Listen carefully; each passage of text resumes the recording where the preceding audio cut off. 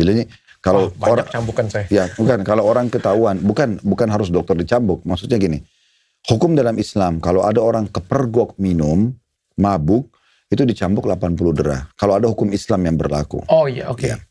Kalau dia misalnya minum sendirian, tidak ada yang tahu, itu kalau hukum Islam pun tidak ada, Islam itu tidak mengejar orang ke dalam rumahnya. Oke, kalau kepergok ya. Ya, kalau kepergok dia dihukum, dicambuk. Tapi saya ingin kembali ke penelitian tadi.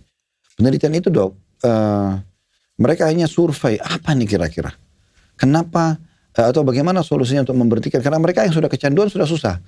Apalagi mereka jadikan itu sebagai bahan tenar-tenaran untuk lebih memunculkan kepercayaan diri, untuk misalnya kalau dia mau bicara sama lawan jenisnya atau dia melakukan satu perbuatan yang sedikit ekstrim di anak-anak muda itu kan, atau jadi bahan banggaan. Kamu udah coba dulu minuman ini, belum, dan gitu-gitu. Nah akhirnya mereka susah untuk berhenti.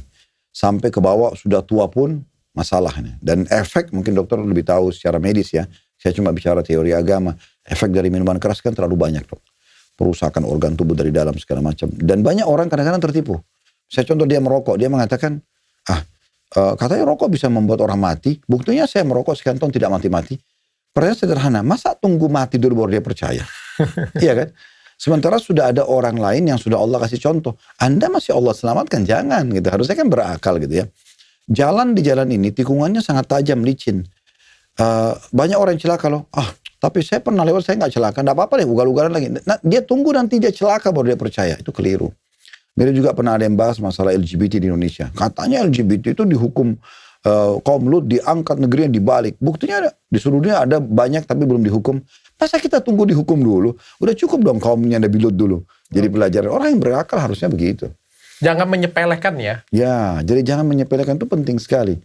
Sehingga kita harus lebih hati-hati lah. Gitu. Jadi bahkan dapat satu lagi tambahan ya, dosa satu, tambah lagi satu lagi menyepelekan. Ya, karena karena kita tahu. Betul, kita menganggap remeh sebuah dosa, itu dok banyak rentetan hukum dosanya. Dosa minuman khamrnya sendiri, dosa kalau dia menyepelekan, itu ada sendiri. Dosa lain kalau dia ikut jualan, ini kan berarti dia sebarin lagi kerusakan itu. Dosa lagi yang lain itu kalau ganggu orang lagi. Ganggu ya, efek daripada itu dok.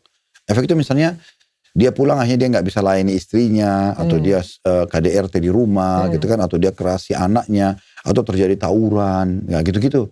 Nah ini banyak efek-efek dosa yang kadang-kadang dari satu dosa itu muncul. Nah orang tidak sadar.